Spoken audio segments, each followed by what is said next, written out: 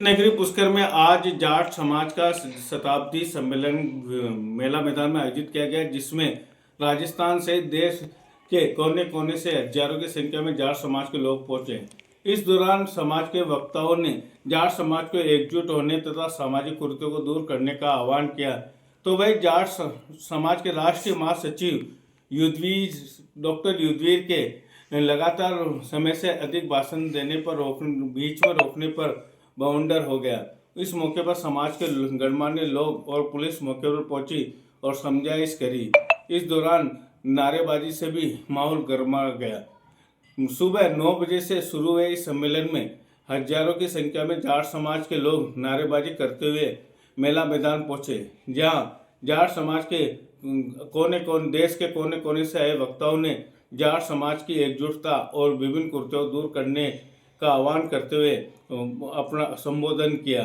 इस मौके पर पुलिस जाब्ता भी तैनात रहा। मैं अनिल कुमार पासर, बदलता पुष्कर संपादक।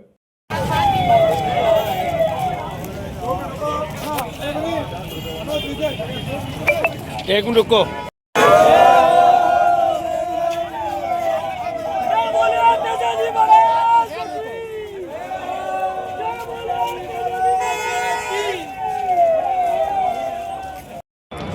इसी के साथ मैं अपने शब्दों को महाराज की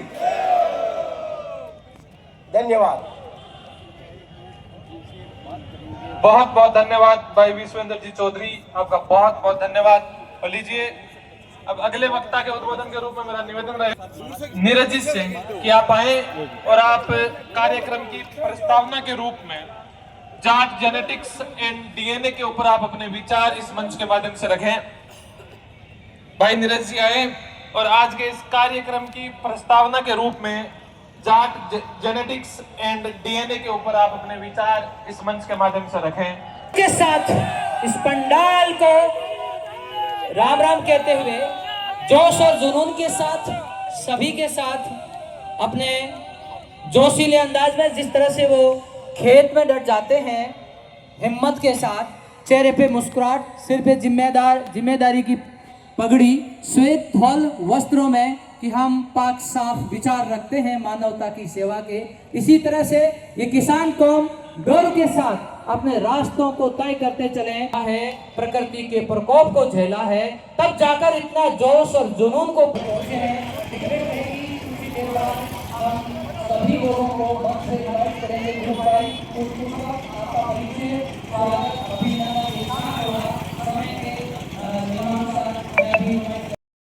किसान पंचायतों ने जागृति लाने में अपनी औलाद के हाथ में किताबों को थामना प्रारंभ कर दिया था। नतीजा सुखद निकलने लगा और उसी नतीजे की बदौलत आज इस विशाल संख्या में इस पंडाल में हम पुष्कर की पावन धरा पर बैठे हैं। ऋणी हैं हम उन शिक्षा सेनानियों व समाज सुधारकों के, जिनके तप और त्याग के बदौलत हमारी कमोरी कौम का भविष्य संवर सका। गजब का हौसला और हिम्मत थी उनमें, कौम की बदहाली की कसक उनके दिलों में थी। सोई हुई कौम को उन्होंने जगाकर साबित कर दिया कि अंधेरे से उजाले की तरफ जाने का रास्ता शिक्षा से जाता है। अज्ञानता के अंधेरे में डूबी और शोषण की त्रिस्तरीय चक्की में पीसती किसान कौम की मुक्ति का मार्ग शिक्षा के जरिए ही प्रशस्त किया गया था। अशिक्षा कुरीतियों आप सबके उज्जवल भविष्य को कि मैं कामना करता हूं, आप ऐसे ही आगे बढ़े, तरक्की करें, देश और समाज का नाम रोशन करें। धन्यवाद। जय हिंद, जय भारत।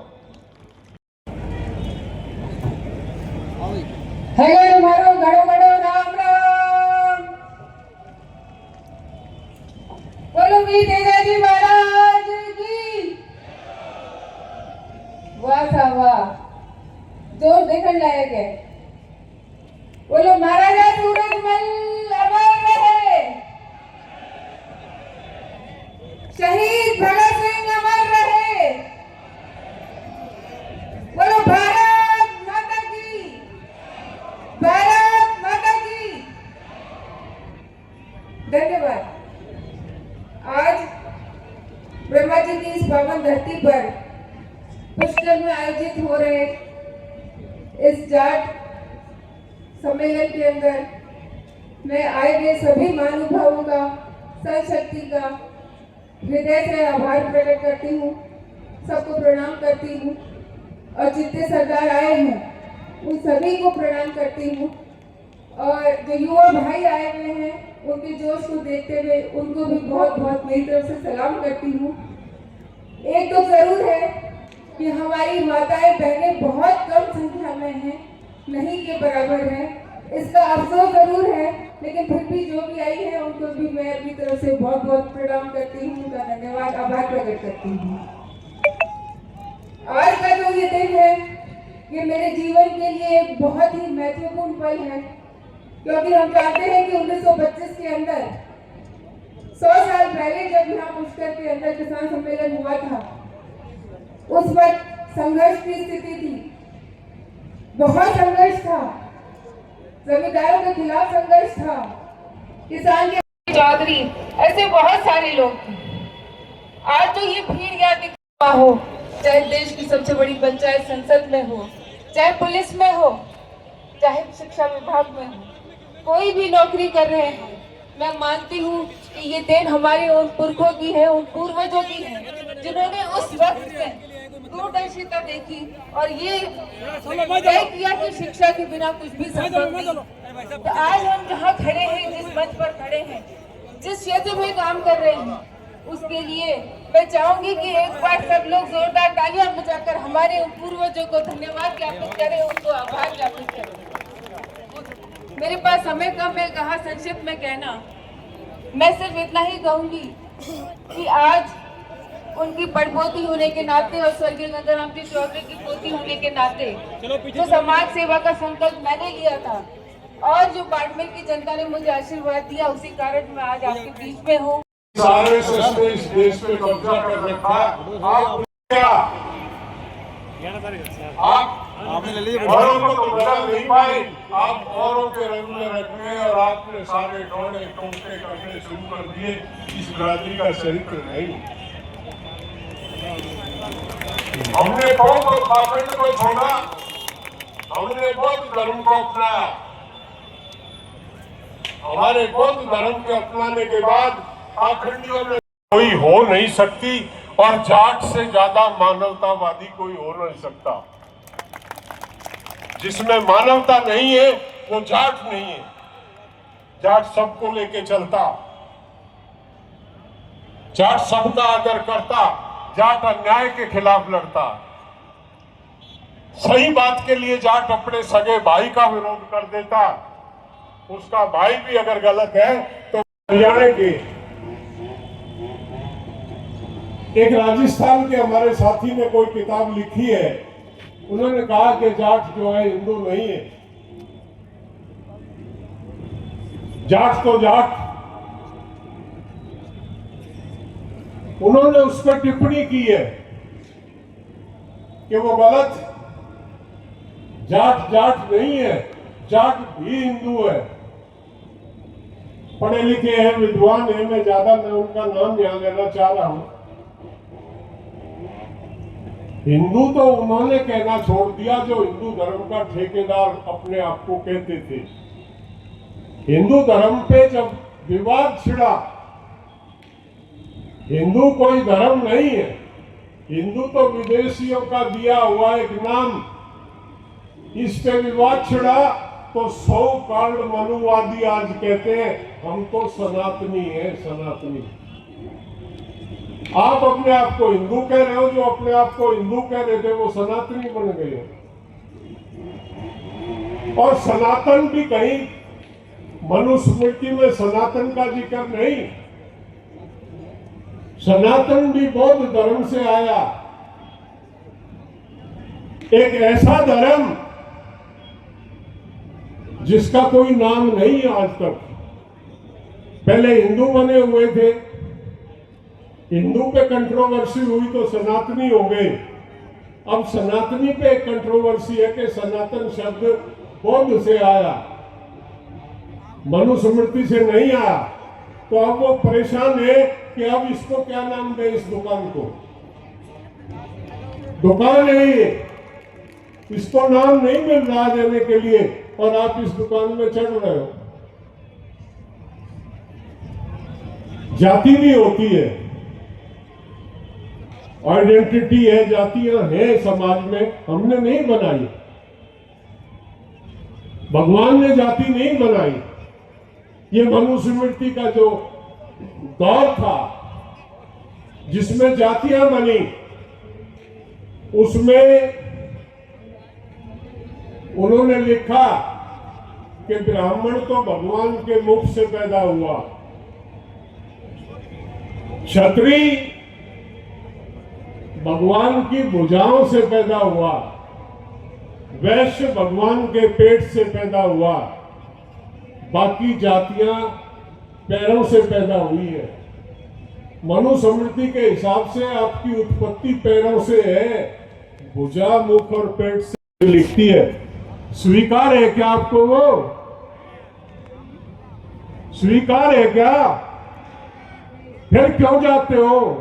क्यों उनको पालते पोसते हो? क्यों उनको खड़ा करते हो?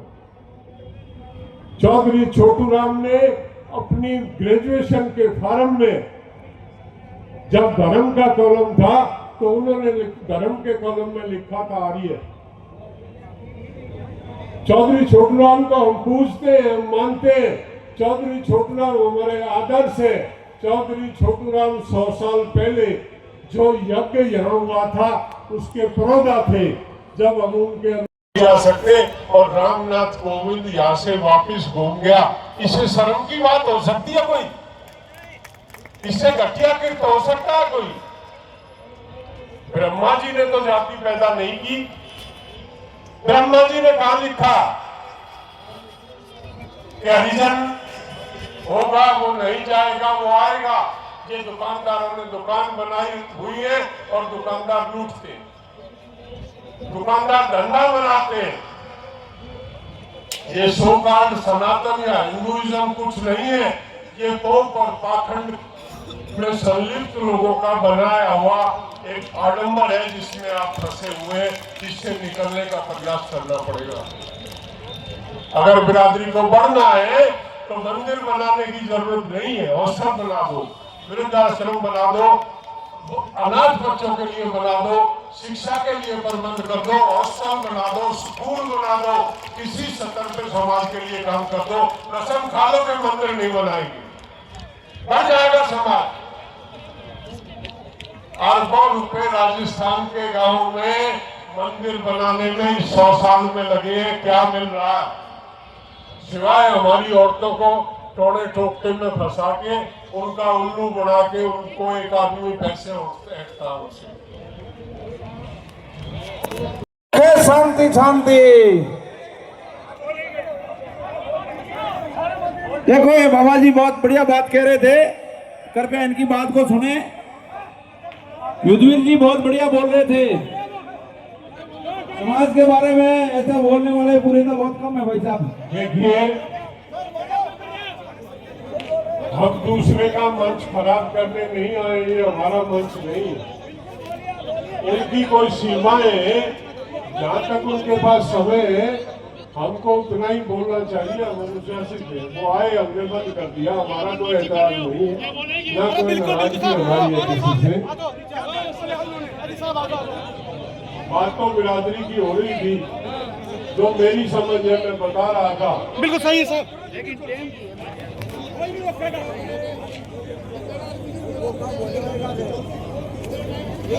बोले सर, बोलो, चलो भेजो, आपने भेजो, बोलो खुल के बोलो, बोलो खुल के बोलो। देखिए,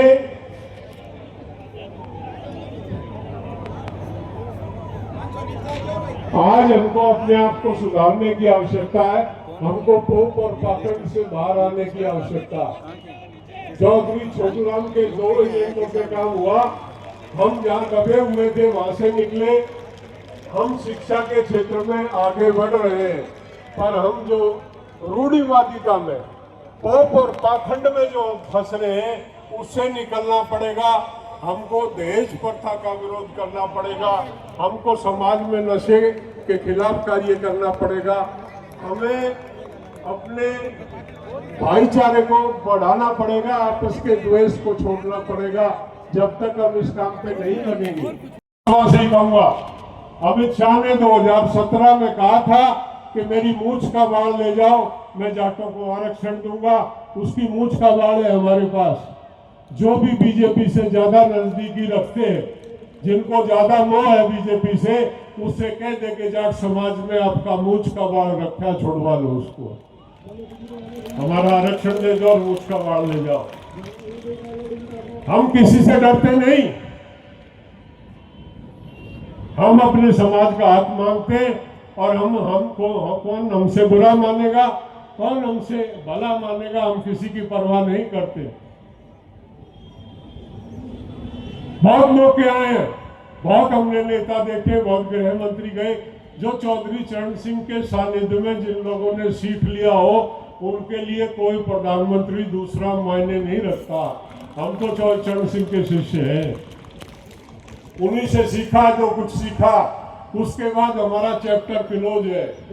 उनके बराबर ना कोई सिखाने वाला, ना कोई बताने वाला, दबना हमने सीखा नहीं है। अपनी बिरादरी के हक में ऐसे ही लड़ते रहेंगे। इन दुकानदारों से भी हम परेशान नहीं है। मैं तो सोच रहा था ये आयोजन समिति है, आयोजन समिति आयोजन करने तक सीमित है। आज तो वो भाई मंच पे खड़ा होके कह रहा था, उसने बता दिया कि ये आरक्षण समिति वो नहीं है, ये तो भविष्य की एक दुकान है। इसमें 10 कमेटियां बनेगी जो मॉनिटरिंग करेंगी। यानी कि आज से पहले जो काम कर रहे हैं वो सब फुद्दू है, उनको अकल नहीं है, उनको समझ नहीं है। ये कमेटी बनाएंगे 10 और हमको मॉनिटरिंग करके हमें दिशा दिखाएंगे। जय जवान।